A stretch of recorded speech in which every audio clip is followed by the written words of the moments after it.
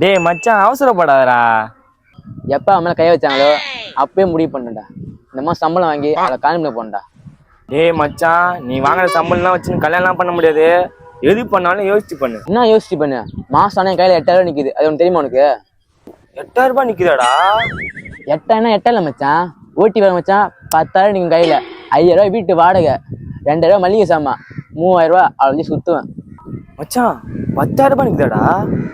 மச்சான். நான் உண்மையை சொல்கிறேன் மச்சான். அழுத்தி பிச்சா மாதம் 11,000 நிற்கும் மச்சான்.